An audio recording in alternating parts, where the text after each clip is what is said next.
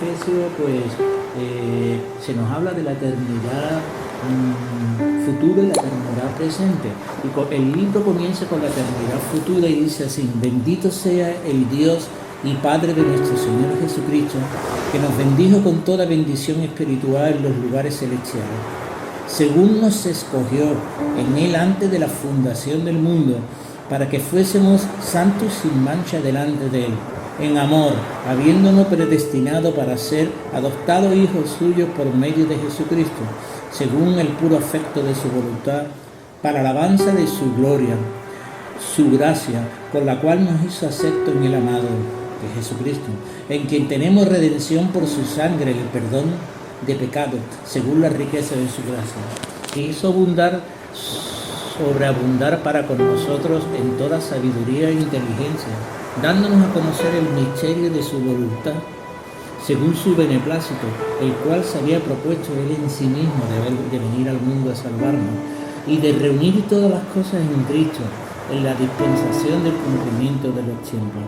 En Él asimismo, los que hemos creído en Él, tuvimos y tenemos herencia, habiendo sido predestinados conforme al propósito del que hace todas las cosas según el designio de su voluntad, a fin que seamos y vivamos y seamos para alabanza de su gloria.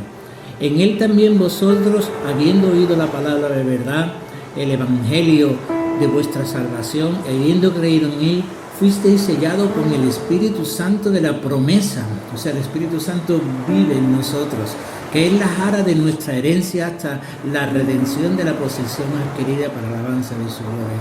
Bien, ahí comienza el libro de Efesios, y yo voy a hablaros pues de la caminata cristiana. La caminata cristiana en medio de esta tierra, porque aquí nos está hablando en el comienzo del libro del futuro, allá en los cielos, ¿no? Pero ahora el apóstol Pablo pues se va a dirigir al creyente que está aquí en la iglesia, le hace unas promesas de lo que va a alcanzar en un futuro, y para que el creyente pues tenga contentamiento y tome fuerza para que aquí en la tierra pueda caminar correctamente. Y vamos a hablar de eso, de la caminata cristiana, el andar cristiano. Efesios, que es el lugar donde estuvo el apóstol Pablo abriendo una iglesia, era una de las grandes ciudades de Asia Menor. Era una capital romana, era centro de la adoración de la diosa Diana. Allí todo el mundo adoraban a una diosa, era un pueblo idólatra. Y era también un rico centro comercial. Había una bahía grande que invitaba al comercio mundial, porque todos los barcos venían y traían pues material de todos lados. Y el templo de Diana era una de las 7 maravillas del mundo antiguo y se guarda celosamente. Y en aquel tiempo la adoración se guardaba a esta diosa. Todo el pueblo pues adoraban a Diana.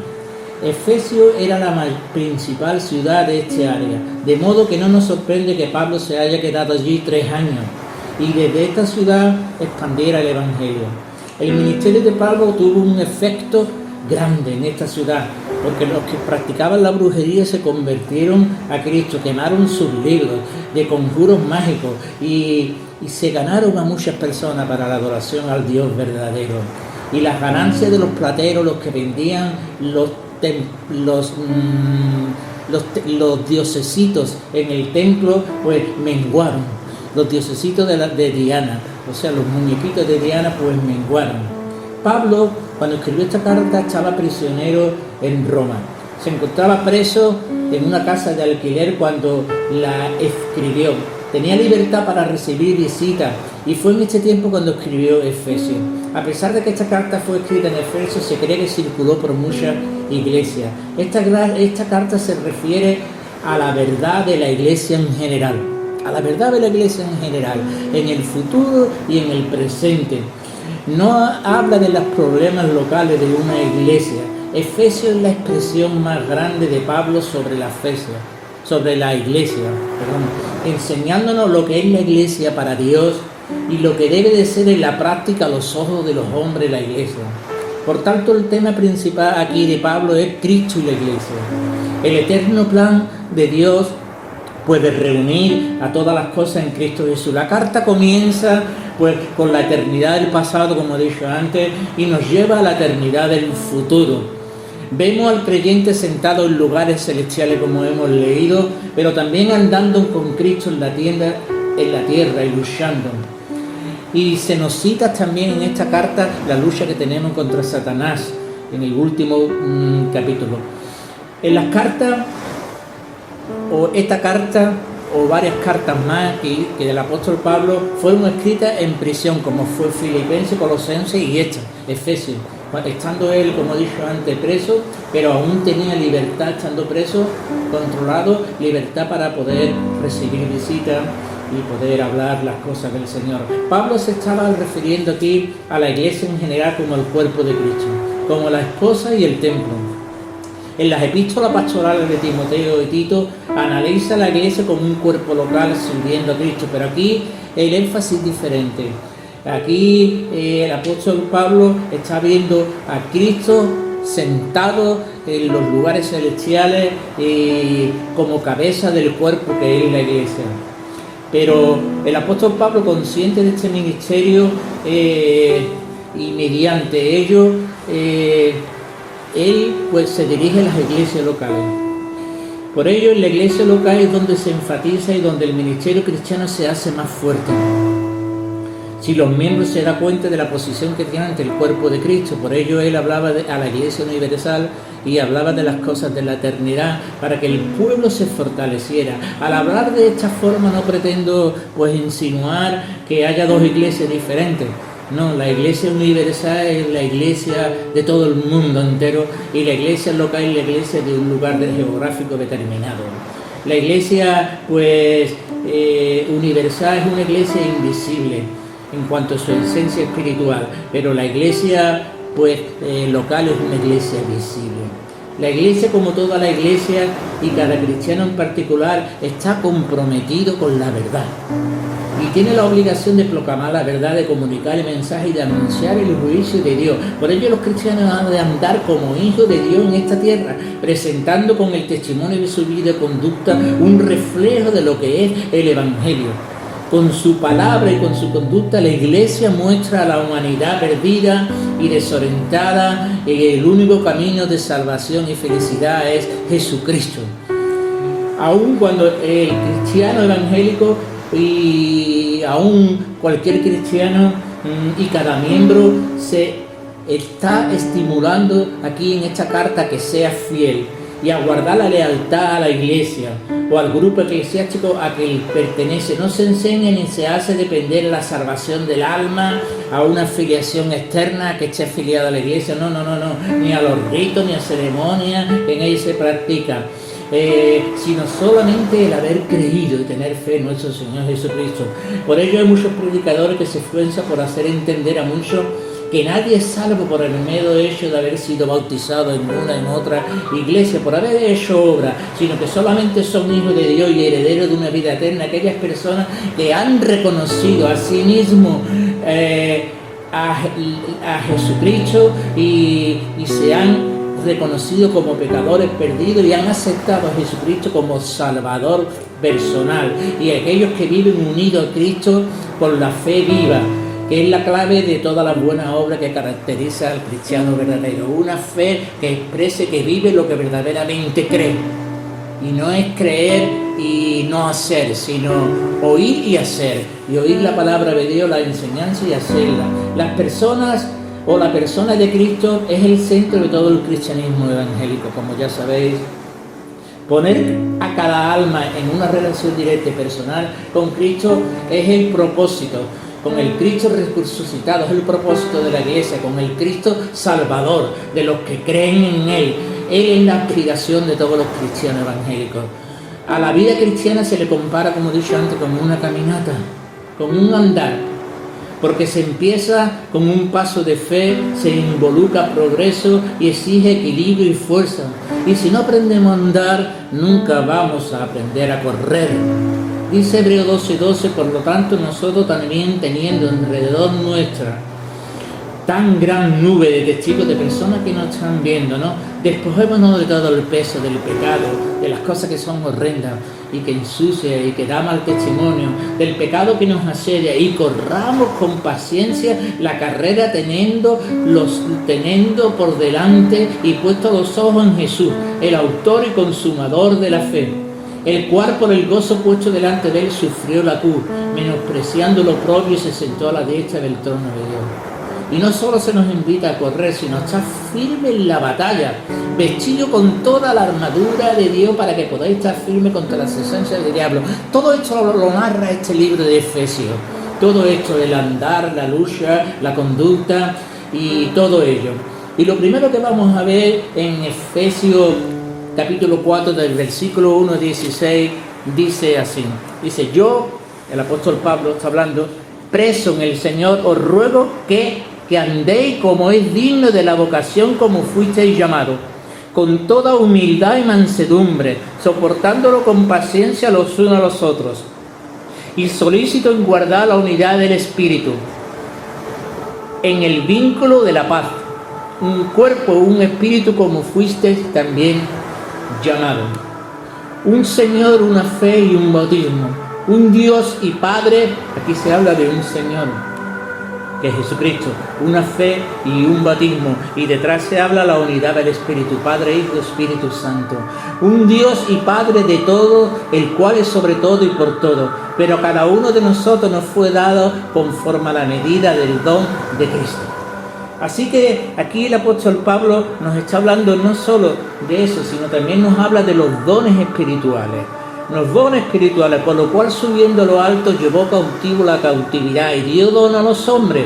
Y de eso de que subió, ¿qué es? Sino que también descendió primero a las partes más bajas de la tierra. Y el que descendió es el mismo que también subió por encima de todos los cielos para constituirlo o llenarlo todo. Y él mismo constituyó a uno apóstol, otro profeta, otro evangelista, otro pastor y maestro, a fin de perfeccionar a los santos para la obra del ministerio, para la edificación del cuerpo de Cristo, hasta que todos lleguemos a la unidad de la fe y del conocimiento del Hijo de Dios, a un varón perfecto a la medida de la estatura de la plenitud de Cristo, hasta que todos nos parezcamos a Cristo en la manera de hablar, de andar y de pensar, para que no seamos ya como niños fluctuantes, llevados por cualquier viento de doctrina, para que no venga cualquiera y nos engañe con sus doctrinas y con sus cosas, por estratagemas de hombre que para engañar emplean con astucia la artimaña del error, sino que siguiendo la verdad en amor, crezcamos en todo aquel que es la cabeza, que es Cristo, y de quien todo el cuerpo bien concertado y unido entre sí por las coyunturas que se ayudan mutuamente según la actividad propia de cada una, recibe su crecimiento para ir edificándose en amor. Bien, hasta ahí el primer punto. Y el primer punto que nos habla el apóstol Pablo es que debemos de andar en unidad. Debemos de andar en unidad, como es digno. Dice: solícito en guardar la unidad del Espíritu en el vínculo de la paz. La iglesia, el creyente, debe de andar en unidad. Hemos sido llamados a un cuerpo, el cuerpo de Cristo. Por consiguiente, en la medida que procuramos andar en unidad, andamos como es digno del llamamiento. Es del llamamiento que tenemos de Dios. Pablo ha descrito este simple llamamiento o este supremo llamamiento, y ahora nos suplica que vivamos a las alturas de esas bendiciones. No vivimos por Cristo nada más para conseguir algo, vivimos por Cristo por el hecho de que muchos de nosotros hemos nacido en Él. Pablo no nos dice que fabriquemos la unidad, no nos está diciendo que la fabriquemos, sino que la mantengamos, porque ya hemos sido unidos en un cuerpo. Ya la mano no se puede despegar del cuerpo, ni el pie, ni el ojo, sino que mantengamos la unidad que ya existe en el cuerpo, no la rompamos, no la rompamos. Así que la iglesia, como he dicho antes, no está circundada a una nación, a un territorio, sino que es un rebaño liberado de vallas territoriales, porque Cristo ha derrumbado el muro de separación mediante el derramamiento de su sangre. Los seres racionales pueden unirse entre sí, pues sus coincidencias en los mismos ideales, en política, en los mismos gustos, en intereses. Así se forman distintos grupos políticos, distintos grupos, clubes, etc. Pero la comunidad de sangre y de raza y de cultura también es un factor importante. Por ello, un nuevo nacimiento en la vida espiritual que experimenta el cristiano cuando viene a Jesucristo es la participación de la naturaleza de Dios, y nos une y nos da una vida y una unidad más fuertes a cada uno de nosotros como hijos de un mismo Padre y miembros de un mismo cuerpo que es la Iglesia. La unidad de la Iglesia pues es unidad del Espíritu y de características espirituales, aunque debe de proyectarse también visiblemente en las locales. La base de esta unidad se menciona en el versículo 4-6, como hemos dicho antes, pues en un cuerpo, un Señor, un Espíritu, un Señor, una fe, un bautismo, un Dios y un Padre de toda. Esta es la base de la unidad. Por tanto, también en adelante se mencionan los dones de la unidad.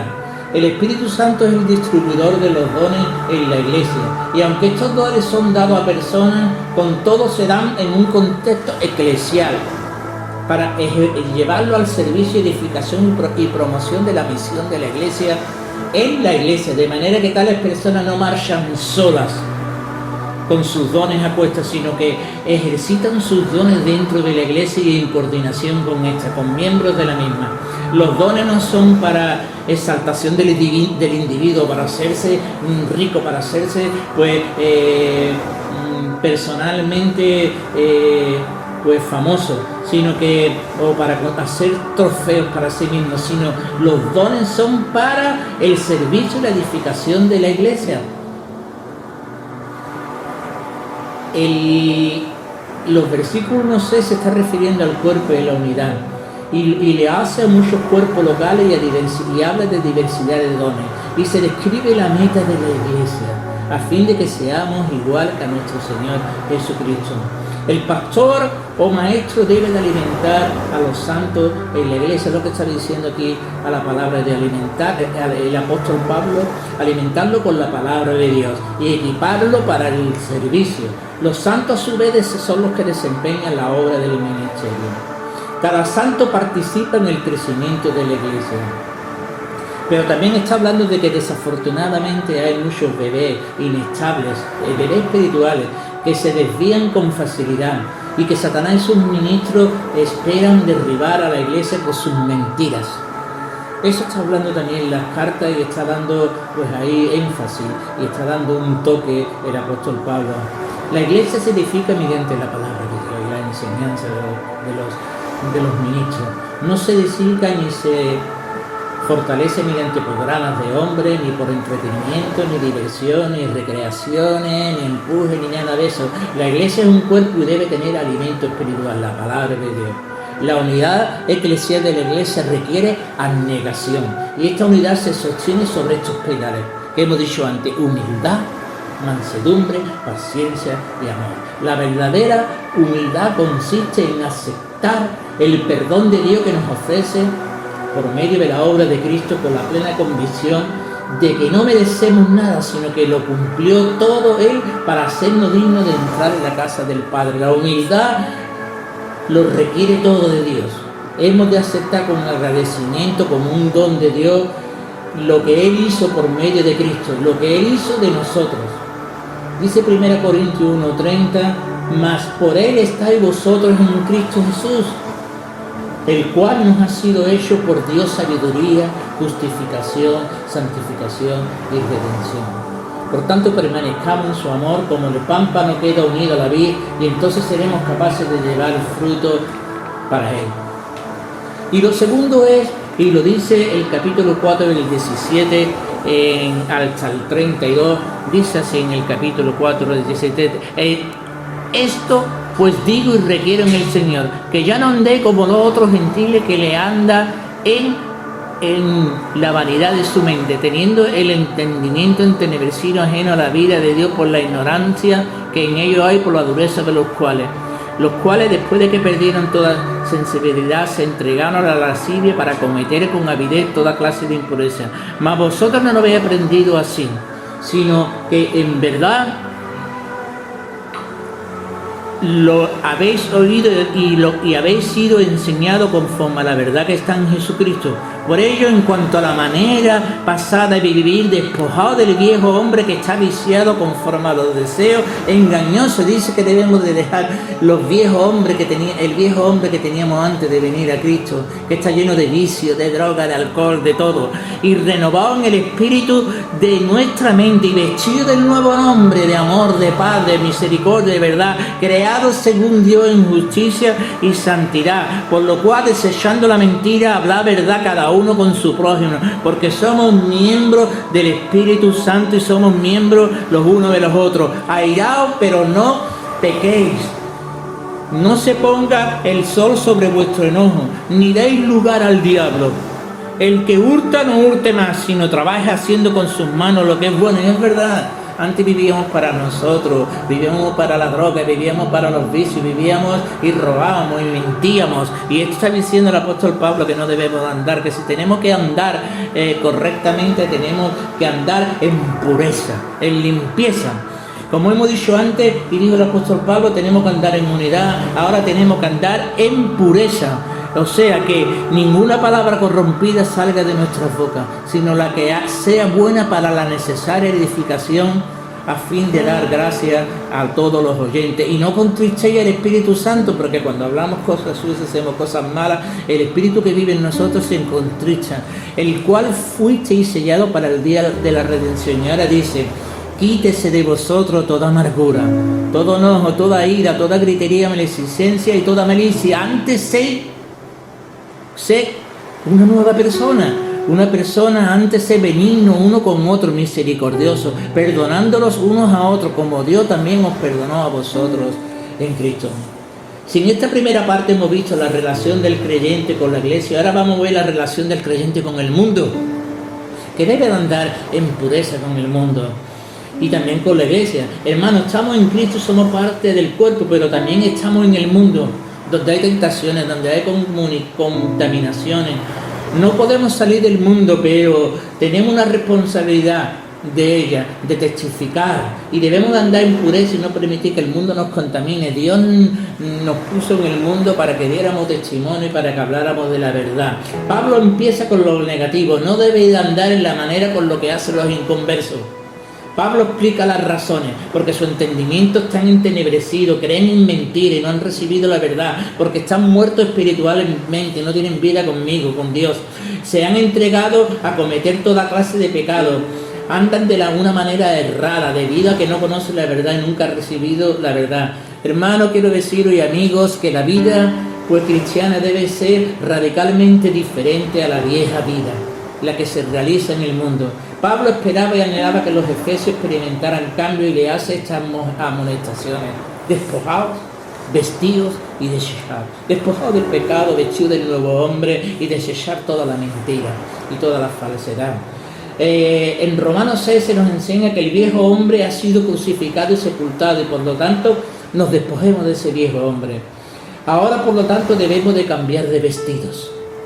La instrucción de Jesús a Lázaro se puede aplicar al creyente: desatarle, quitarle los vestidos de la sepultura y dejarlo ir. ¿Os acordáis de Lázaro cuando salió de la tumba? Quitó Cristo la roca y salió de la tumba, le quitaron pues todas las vendas que tenía y le dijo desvestirlo, quitarle las vendas y dejar ir, porque Cristo había resucitado, como ha resucitado a todos nosotros en el Espíritu, a una nueva persona, a una nueva vida, pero a él lo resucitó físicamente.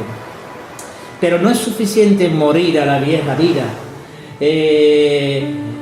pues debe de haber una resurrección verdadera en la persona y una manifestación de la vida nueva. Debemos de practicar la vida nueva. Nos quitamos la ropa de la sepultura, de la muerte, de la vida vieja, y nos ponemos los vestidos de la gracia y de la vida nueva. Nos quitamos, pues en este caso, esa ropa de sepultura, porque somos parte de la creación de Dios y por consiguiente andamos en vida nueva. Debemos desechar de una vez por todas ciertos pecados que Pablo menciona, y es que es un mandamiento para andar en la verdad espiritual. Somos miembros. ¿Por qué razón debemos desecharlo? Porque somos miembros los unos de los otros, porque somos sellados por el Espíritu Santo que vive pues en nosotros, porque sus dones los del Espíritu Santo los ejercita en nosotros y porque también Dios nos ha perdonado. Y si pertenecemos a la verdad, ¿cómo podemos andar en la mentira? Satanás es el padre de toda mentira y sus espíritus harán la mentira y nosotros no tenemos que ver nada con Satanás.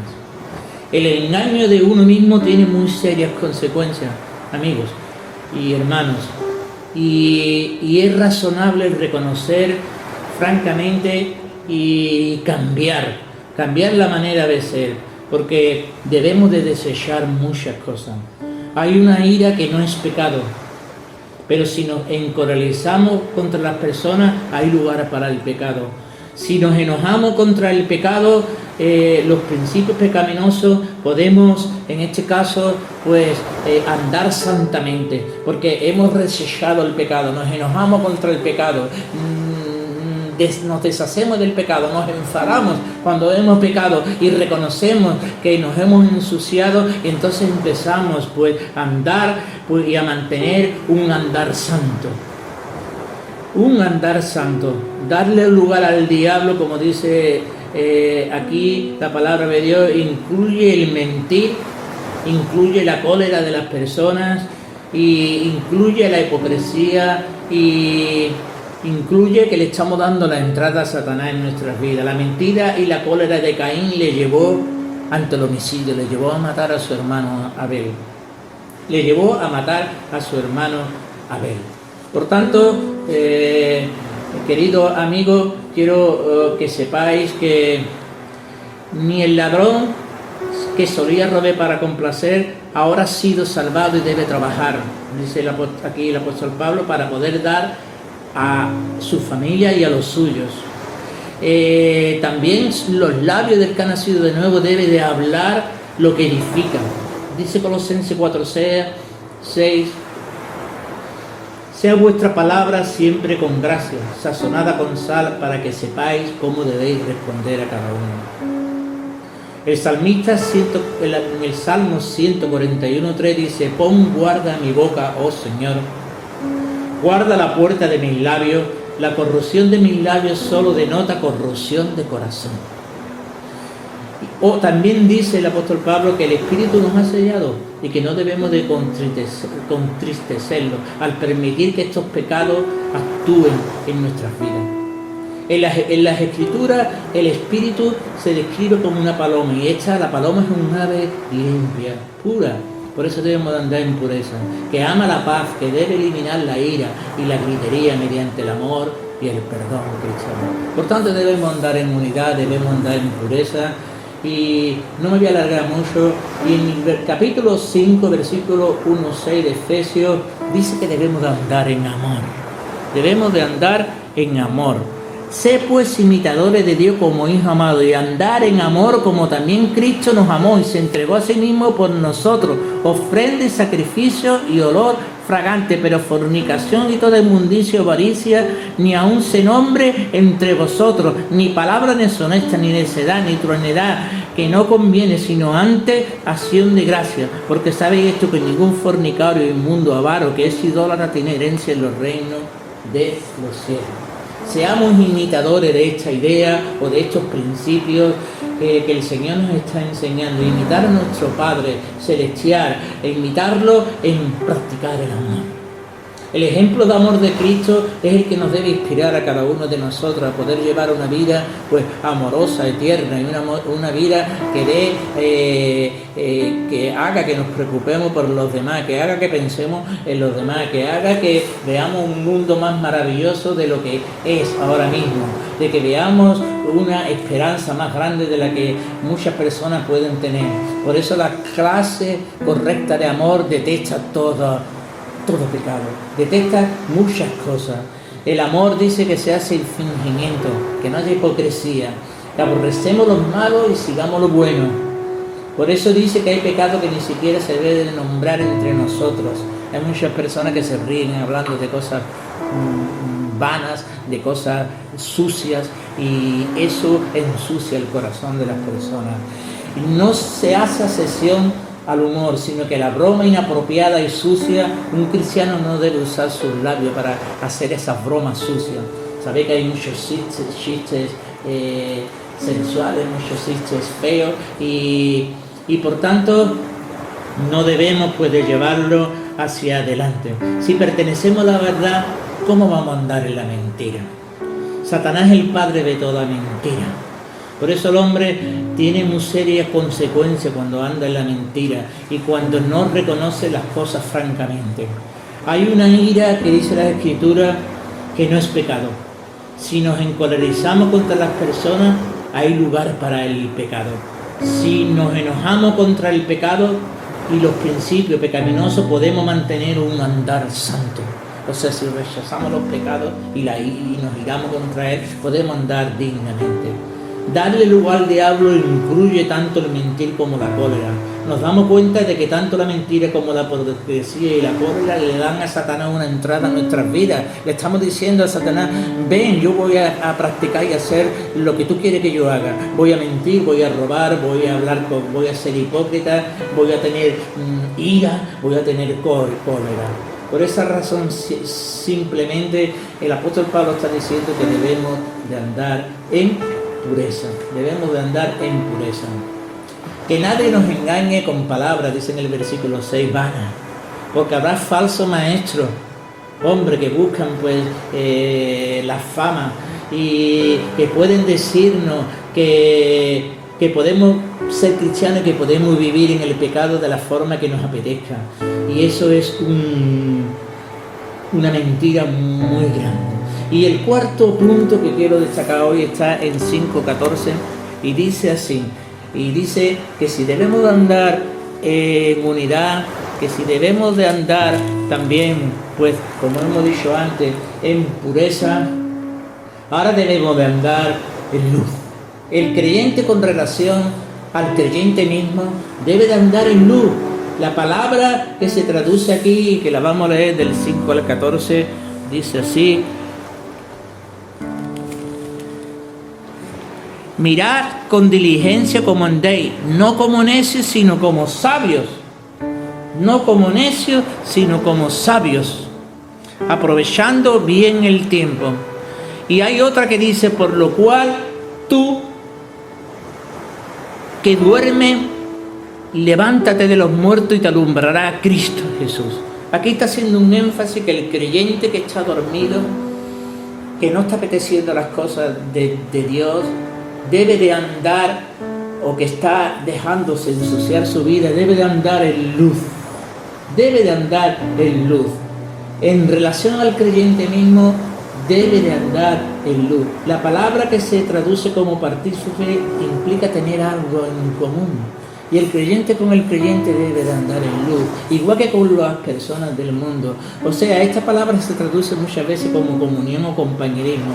Hermanos, los cristianos son partícipes de la naturaleza divina, de la promesa de Dios, de los sufrimientos de Cristo, de la santidad, del llamamiento celestial, de la gloria de Dios. Y puesto que tenemos este maravilloso compañerismo con Dios que nos une, ¿cómo podemos asociarnos con los que pertenecen al pecado y a las tinieblas? ¿Qué comunión tiene la luz con las tinieblas? Somos luz y debemos de andar en luz, dice 2 Corintios 6:14.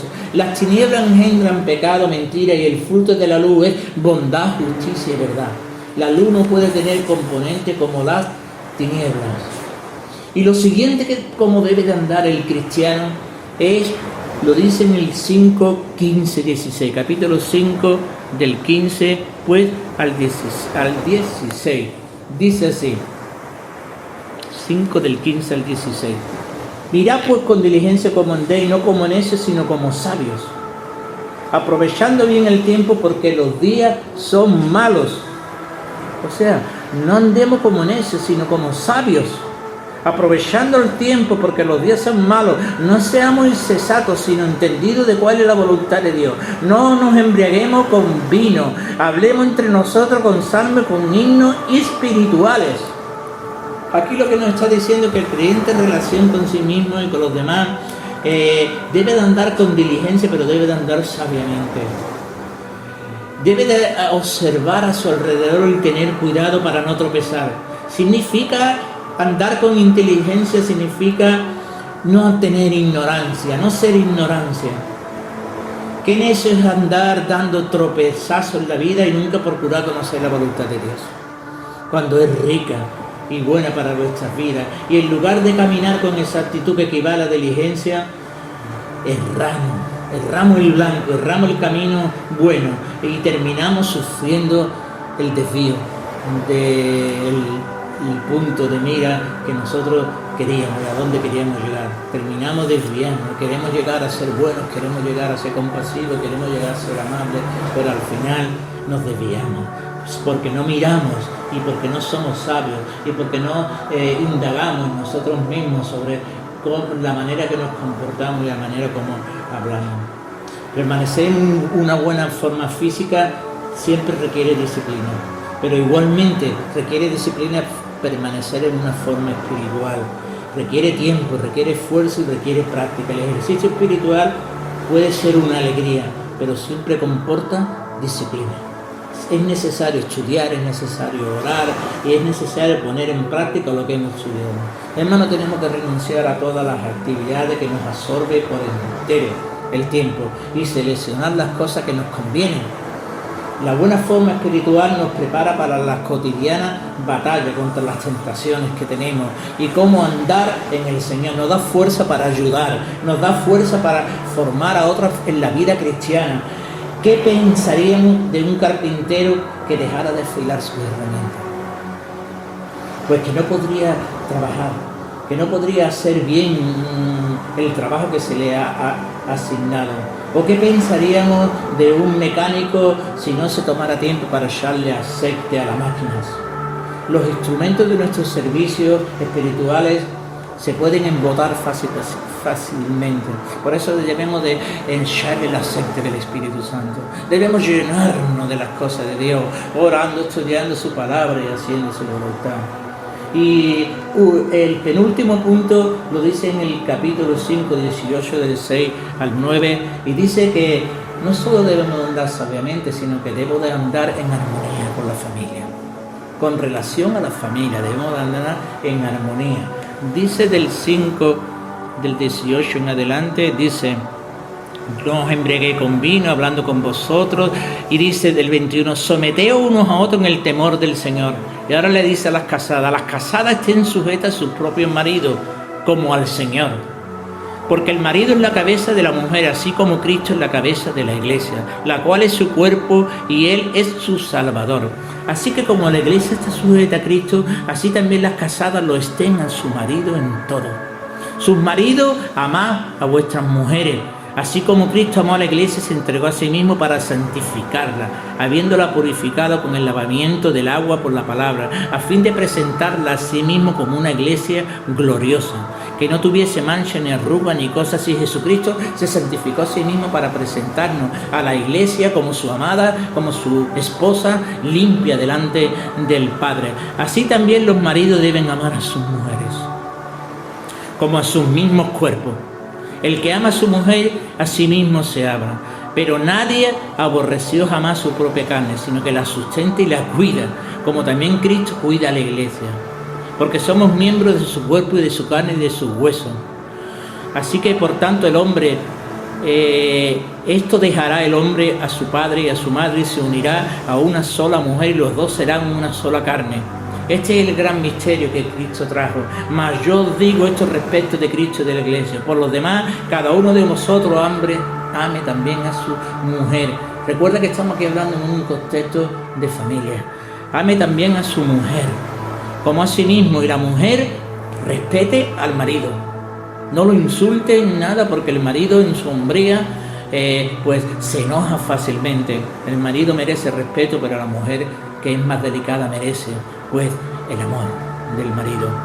Y ahora se dirige a los hijos, dice: hijos, obedeced en el Señor a vuestros padres, porque esto es justo. Honra a tu padre y a tu madre, que es el primer mandamiento con promesa, para que todo te vaya bien y sea de larga vida la tierra. Y vosotros, padres, no provoquéis a vuestros hijos a ira, sino criarlo en disciplina y amonestación. Por tanto, hermano, en relación a la familia, el creyente debe andar en armonía con la familia. No debe crear disputas los matrimonios entre ellos. No debe crear entre los hijos disolución, desorden, no debe crear división entre los hijos. Las esposas, padre e hijos deben de andar en armonía. El secreto de la armonía en el hogar es ser lleno del Espíritu Santo. Cuando un hogar tiene a Cristo en su vida y nos sujetamos a Cristo, nos estamos sujetando los unos a los otros. La unidad de la iglesia como la armonía en el hogar dependen del Espíritu Santo, que es el que trae la armonía, es el que trae la armonía, es el poder desde dentro de nuestros corazones, pero no es la presión desde afuera, es lo que mantiene a la iglesia y a su hogar unido, el Espíritu Santo. Hay señales de la vida del Espíritu Santo. El Espíritu Santo crea gozo en la familia, crea gratitud, crea obediencia. Cuando los creyentes están llenos de la palabra de Dios, tendrá estas mismas características. Estar lleno del Espíritu Santo quiere decir estar controlado por la palabra de Dios y dirigido por la palabra de Dios. La marca del cristiano lleno del Espíritu Santo no son experiencias emocionales, ni siquiera de esas cosas. Es algo real, es algo espectacular, es algo que forma el carácter del cristiano. El principio de la cabeza es lo que ayuda a traer armonía al hogar, como es el Señor. Y este es el motivo y el objetivo de la iglesia, honrar y sujetarse a nuestro Señor como debemos de sujetarnos los unos a los otros, y debemos de andar, como hemos dicho antes, andar pues en armonía, sujetos los unos a los otros. Las esposas deben de sujetarse a sus esposos como estos se deben de sujetar a Cristo, los esposos. Los esposos deben de amar a sus esposas como Cristo ama a la iglesia, y los hijos como al Señor. Los miembros de la familia que están bien con el Señor estarán bien los unos con los otros. El padre que honra al Señor tendrá pocos problemas para ganar el amor ni el respeto de sus hijos. Los siervos deben de recordar que antes de todo sirven al Señor y deben de tener y tratar de servir, pues en este caso al Señor, y de servir a sus amos. En la antigüedad había siervos, como hoy en día podemos tener jefes en los trabajos, y debemos pues de obedecer sus enseñanzas, obedecer sus instrucciones. Por lo mismo debemos de obedecer al Señor. Y ya termina pues con el último andar que debe andar el cristiano, y es en el capítulo 7. El capítulo 7 nos dice así, el capítulo 7, y es que debemos de andar en victoria. La iglesia, el creyente, debe de andar en victoria. Dice: por lo demás, hermanos míos, fortaleceos en el Señor y en el poder de su fuerza.